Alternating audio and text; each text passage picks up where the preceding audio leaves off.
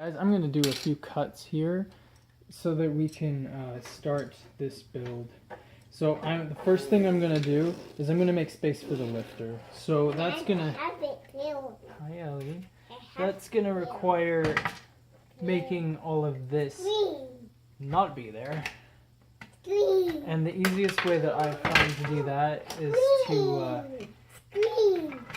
cut the ribbing like this. And then to get your pliers and to just tear away from where it sits. I don't know how to explain it. It's like you're applying perpendicular force to it. So all of this will probably require some kind of dremeling to clean up. I mean, it might not, you don't know, but it might. So this is kind of a barbaric way of doing it. You can hear my assistant helping us with the mod, talking about it. Ellie, say hi. Hi. Say hi, YouTube. Hi. Yeah, it's hi. Alright, I've got the material back here, mostly pulled out. And I've got the basic cut on the trigger. The trigger, this is super important because to make the trigger interact in the right spot with the lifter, or with the bolt sled and the lifter, the tolerances are going to be pretty tight because the lifter is going to have to sit here and it has to have enough room to move to pivot all the way up against the trigger. The good news is the trigger really doesn't need that much material. This is a pretty sturdy area to be able to just move the catch a little bit, and you still have all of this. So it's not like it's the end of the world if you maybe overdo it a bit. But you'll want this to be smoothed and rounded off with like a file. And then I'm going to have to drill the holes, but I have to remeasure those for the pivot on this. And I'm going to have to take out the magwell alignment for the magazine, like the normal magazines, and this whole front area. This is all going to go too. I left the screw port, like that will be left. There's enough room, so this will sit here.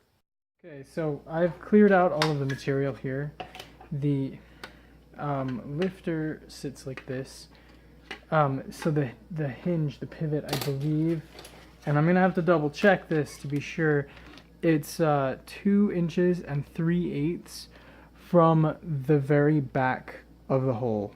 Like the edge of the hole you measure to 2 3/8. And then that's where you'll place the hole. It needs to be on the sloping side here.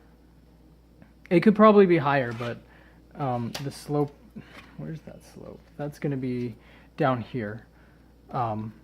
Where the box piece here was, so let's clear that out a little more. So I'm gonna drill that out, and then, well, actually I'm gonna insert the pin for the hinge into here, and then I'll drill that out. The pins that go through the hinge, it needs to be 2.5 inches long. So I don't have a 2.5 inch long one. These ones are 2 inch, and that's the longest that I can find. So what I'm gonna do is just take 2 and I'll just stick them in and then glue it, and so you'll get one long hinge, and that'll sit between the 2 spots in the shell, and it'll pivot using the shell itself as its fulcrum point, or supports for its fulcrum point. And so that placement is pretty important. It has to be right because the hinge has to be in just the right spot. The bolt needs to have some travel so that it won't interact with this at the very back. So it can't be here. It has to be here. I think I measured about 1/8 of an inch of forward travel before it hits the bolt. It only takes 1/8 of an inch for it to rotate up. So you won't, this moves fast. It lifts really quickly. So, and then it'll, like once it's pivoted, it'll hold into this spot until about here, which is when the shell is inserted into the breech about a third of the way or more.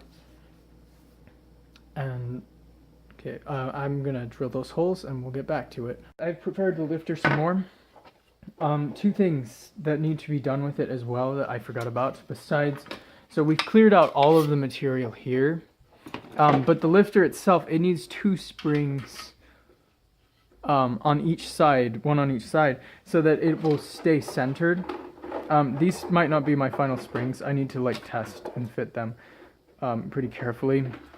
They need to keep it centered on the bolt sled so that when you slide it back, when it's forward, this should stick and it should be able to slide up into the bolt sled with little or no friction so that you can load the shells. They go in like this when it's in the closed position. And so this needs to come up like that so you can load them in. But the interaction of the bolt with the sled is really simple. There's a beveled piece here and it just slides against this when it's in place and pushes it up. And that's all it does. And then the flat area on the bolt, or on the bolt sled, keeps it up, keeps it pushed up for about as long as it takes for the bolt and bolt sled to push the shell into the breech, which isn't here yet. A third spring is right here, goes down under the trigger to keep this in the down position so that it always returns down like that. Other than that, I think that about covers all of the parts for the lifter. I am gonna, I'll fit it into, I'll fit it on both sides of the shell, actually, just to show. So this is the only problem I've ever had with assembling it, is getting the pin on the lifter to line up on both sides is a pain in the ass. Yeah, just like that. There we go. Okay, so the pin should show through both sides like that. It should be totally flush and the bolt sled should slide smoothly. So you can hear it rattling around in there. With the spring that holds it down, it shouldn't rattle. So there it is. You can see the orange piece. It just moves up when you push the bolt forward. That is on the forward movement. It gets pushed up, goes forward, comes back down, goes back again, and it comes up again. And that was a problem on the very first, on the first pump action shotgun I didn't have shell stops. So when it would move up on the backward motion, that was a big problem. But on this, because of the shell stops, it doesn't let a shell into the chamber until the very end of the prime. So you don't have a problem with shells getting in the way of the lifter. So it doesn't matter if it moves while you're priming it, as long as it stays up long enough when you're chambering the shell. So that should about cover it, various parts that I had to do for this, for the lifter. Next, I think I'll probably be doing the breech, as I think I said earlier. And when I do the shell stops, these guys, when I do the shell stop pieces, I'll bring out a long shot and explain why I couldn't fit it. You can this can totally be done on a long shot. The internals are practically the same, but you'll have to make some shell modifications because this area is different on the long shot. So I'll see you guys in another video. Thanks for watching.